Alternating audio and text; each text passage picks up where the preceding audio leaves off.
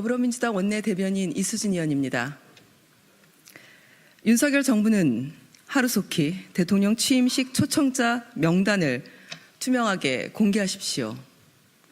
어제 이상민 행정안전부 장관은 대통령 취임식 초청자 명단을 국회에 제출하겠다고 약속했습니다. 오래 끌 일이 아닙니다. 빠른 공개를 요구합니다. 대통령실의 사적 인연에 기반한 인사 채용, 대통령 집무실과 공관 수의 계약 등 대통령 권력 사유화에 대한 국민의 의혹이 큽니다. 하루라도 빨리 의혹을 해소하는 것이 국정 안정을 위한 길입니다. 또한 숨기는 것 없이 모든 자료를 공개해야 합니다. 국민께서는 윤석열 대통령의 취임식에 누가 누구의 추천으로 참석했는지 명확히 밝혀지길 바라고 계십니다. 대통령 취임식 관련 자료의 관리 주체는 대통령실입니다. 인수위 종료 후 즉각 대통령 기록관리 부서에 관련 자료가 이관되었어야 합니다. 대통령실은 행안부 뒤에 숨지 말길 바랍니다. 그리고 보안을 핑계로 자료 제출을 거부하는 일은 더는 용인될 수 없음을 명심하길 바랍니다. 대통령실이 권력 사유화 문제에도 이를 명백히 밝히지 않는다면 국민은 대통령 일가를 위한 보안으로 볼 수밖에 없습니다.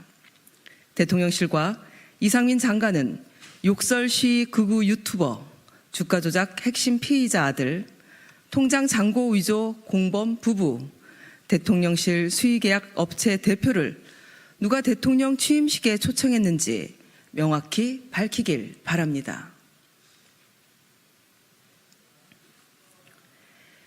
지인에게 빌렸다는 김건희 여사의 보석, 사인에게 이익을 제공받은 부적절한 행위입니다. 김건희 여사가 착용한 고가 보석이 지인에게 빌린 것이라는 대통령실의 해명이 사실이어도 그 자체로 문제입니다. 윤석열 대통령실은 김건희 여사가 해외 순방 당시 착용했던 고가의 보석에 대한 국회에서의 질의에 보석 2점은 지인에게 빌리고 1점은 구입한 것으로 금액이 신고 대상에 해당되지 않는다고 해명했습니다.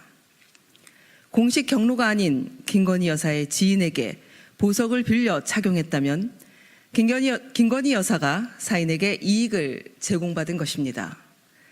대통령 배우자가 고가의 외제차를 지인에게 빌려 탔다면 문제가 되는 것과 같은 이치입니다. 대통령 내외는 사적 관계에 엄격해야 합니다. 사적 관계가 대통령실 운영에 영향력으로 작용하지 않기 위함입니다. 대통령실이 이런 기초적인 상식조차도 가지지 못한 채 대통령 내외를 보좌하고 있다니 아연 실색할 일입니다. 대통령실의 권력 사유화가 그냥 발생한 실수가 아니라 권력에 대한 공적 책임감이 없는 사람들에 의해 일어난 예고된 참사임이 확실해지고 있습니다. 대통령실은 권력 사유화 의혹에 대해 진상을 낱낱이 국민께 밝히길 바랍니다. 지금이라도 대통령실에 썩은 살을 도려내지 않으면 국가적 불행이 될 것임을 명심하길 바랍니다. 디지털 성착취 범죄, 무관용 원칙으로 대응해야 합니다. 참혹했던 N번방 사태가 여전히 되풀이되고 더욱 악랄해졌다니 경악과 분노를 느낍니다. N번방 사태의 조주빈 문영욱과 비슷한 수법으로 미성년자를 성착취한 가해자는 스스로를 L이라고 지칭했습니다. 수법은 더 악랄해지고 피해자들은 더 어려졌습니다. 우리 사회 경계의 눈초리가 느슨해진 사이 수많은 아동 청소년들이 고통받고 있었다니 어른으로서 무거운 책임감을 느낍니다. 2년 전 N번방 사건 뒤 검찰은 수억 원을 들여 인공지능을 이용한 성범죄 촬영물 탐지 시스템을 도입했습니다. 하지만 이름만 거창하고 이름값을 제대로 하지 못하고 있습니다. 해마다 신고되는 불법 촬영물은 10만 건인데 검찰이 이 시스템으로 적발한 2년간 152건에 불과합니다. 이번 L 성착취물 사건을 계기로 검찰의 AI 탐지 시스템이 역할을 할 수 있도록 해야 합니다. 상황이 이런데도 윤석열 정부는 대책 없이 디지털 성범죄 피해자 보호 지원 주무부처인 여성가족부를 폐지하겠다고 합니다. 윤석열 정부는 아동 청소년 성착취 범죄에 어떻게 대응하고 있고 대응해 갈 것인지 분명히 답하기 바랍니다. 정치권이 나서야 합니다.